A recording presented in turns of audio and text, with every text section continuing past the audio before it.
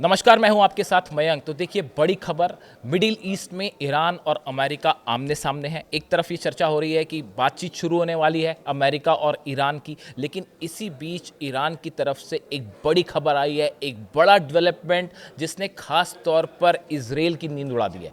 और खबर ये है कि ईरान ने अपने पहाड़ों पर तैनात कर दी है फतेह 2 मिसाइल।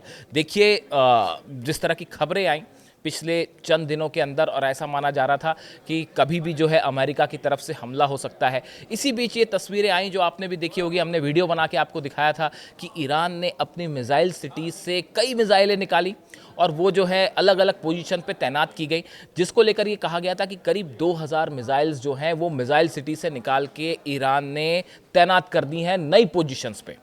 इस तरह की खबरें आई। ईरान ने भी इसको कंफर्म किया कि हाँ, हमने नई मिसाइल्स अपनी तैनात कर दी हैं और कई मिसाइल ऐसी हैं जो पहली बार जो है लॉन्च पैड तक पहुंचाई गई है।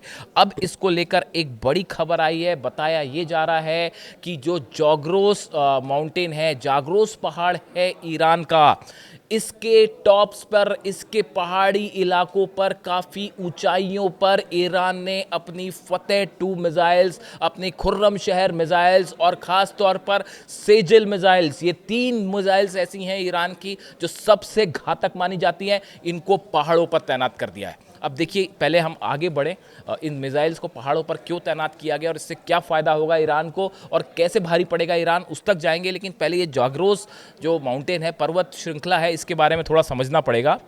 जो जाग्रोस पहाड़ हैं ये ईरान के पश्चिमी बॉर्डर पर हैं, जो इराक और तुर्की से लगते हैं, जो इसे मिसाइल और सैन्य साजो सामान छिपाने के लिए और लॉन्च करने के लिए एक आदर्श स्थान बनाते हैं। जो मिसाइल डिफेंस एक्सपर्ट्स हैं वो ये बता रहे हैं कि ये जो जाग्रोस माउंटेन्स हैं ये ईरान के पश्चिमी भाग में हैं और पश्चिमी भाग में इराक और तुर्की का जो बॉर्डर है वो इससे लगता है। आप देखिए, मैं बार बार इस बात को फोकस कर रहा था कि जो इराक का बॉर्डर है वो इराक के बॉर्डर से कई बार ऐसा हुआ कि अमेरिकी जेट्स ने अंदर बहुत करीब तक आए ईरान के बॉर्डर पे, लेकिन वापस लौट गए।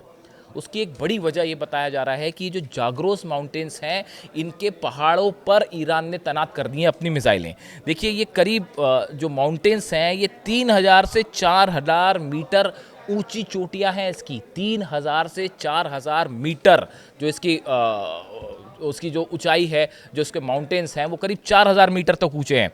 और सबसे खास बात यह है कि इस पर अगर आप मिसाइल्स को तैनात कर दें, लॉन्च पैड्स पे अगर यहाँ लॉन्च पैड बना के मिसाइल्स तैनात कर दें, तो सामने वाला देश कभी पता ही नहीं लगा पाएगा कि मिसाइल्स कहाँ से फायर हुई।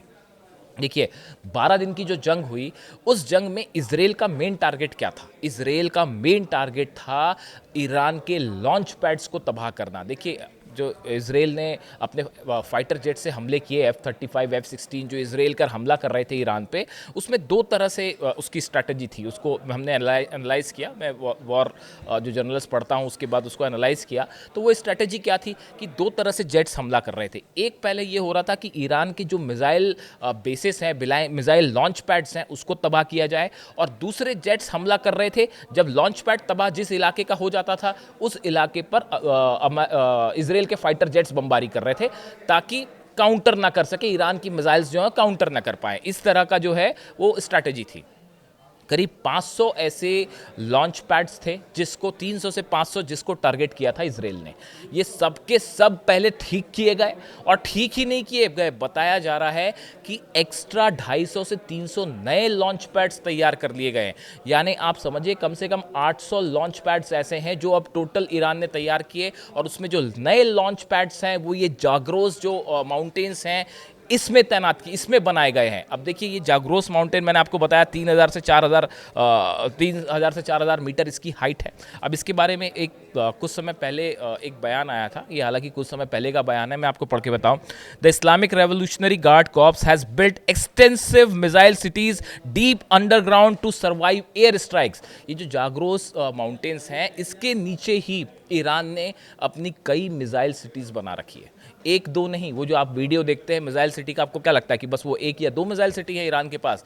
इस जाग्रोस माउंटेन श्रृंखला के नीचे, इन माउंटेन्स के नीचे कई मिसाइल सिटीज़ हैं, जिसमें कई इलाकों में अपनी मिसाइल्स हैं। State media has showed depots buried up to 500 metre beneath the mountains. करीब 500 मीटर नीचे इस जाग्रोस माउंटेन्स में मिसाइल सिटीज़ हैं और वहाँ पे अपनी जो ये सेजिल मिसाइल, खुर्रमशहर 4 मिसाइल्स हैं वो यहाँ पे छिपा के रखी जाती हैं ताकि कोई हमला ना कर सके। Protecting thousands of ballistic missile from conventional bombardment, जो कन्वेंशनल बम्बार्डमेंट यानी जो F-35 या F-16 जेट से जो बम गिराए जाते हैं उससे ईरान की मिसाइल्स को और बेसिस को नुकसान ना हो, इसलिए उन्हें 500 मीटर ज़मीन में जाग्रोस माउंटेन के नीचे बनाया गया है।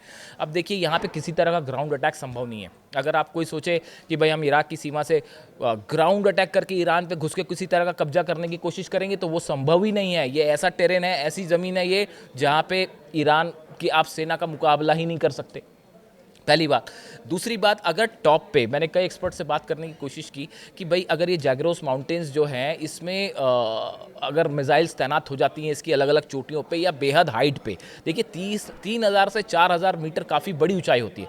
वहाँ से जब आप अगर मिसाइल लॉन्च करेंगे तो दो चीज़ें, पहली चीज़ सामने वाला देश जो है वो आपकी मिसाइल्स को लोकेट नहीं कर पाएगा। अगर आपने अपने S-400 डिफेंस सिस्टम इन पहाड़ों पर लगा दिए तो देखिए जो हमले फाइटर जेट्स इराक से एंटर करने की कोशिश करेंगे, F-35 हो, F-16 हो, वो सब के सब खतरे में, सब के सब खतरे में। अगर आपने पहाड़ों पे लगा दिया, ऊंचाइयों पर S-400 लगा दिया और आपको दुश्मन देश उसकी लोकेशन ही नहीं पता कर पाएगा, पहाड़ों में दर्रे ऐसे हैं, खाई ऐसी है कि आप उसको लोकेट ही नहीं कर पाएंगे और सीधा टारगेट S-400 का F-35 F-16 जेट्स। तो इसलिए पहली बात तो ये कि डिफेंस सिस्टम जो है वो ईरान का अपर हैंड हो जाता है अगर इस पर लगा दिया जाए।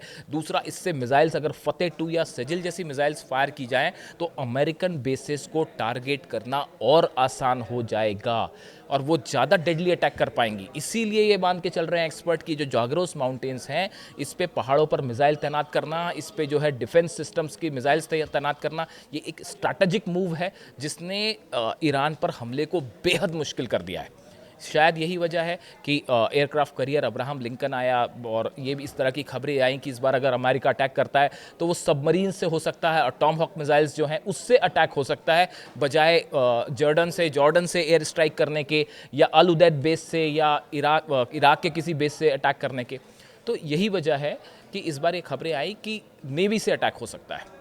तो देखिए इसी बीच अब ये खबरें आना कि ईरान ने अपनी मिसाइल्स को इस माउंटेन्स पर तैनात कर दिया है, ये एक बड़ी चुनौती साबित हो सकता है न सिर्फ अमेरिका के लिए बल्कि इजराइल के लिए भी। और अगर नए लॉन्च पैड्स तैयार हैं जैसी कि खबरें हैं तो इस बार ईरान का पलटवार ज़बरदस्त होगा। इससे जुड़ा जो भी अपडेट होगा मैं आप तक पहुंचाऊंगा। Thank you so much.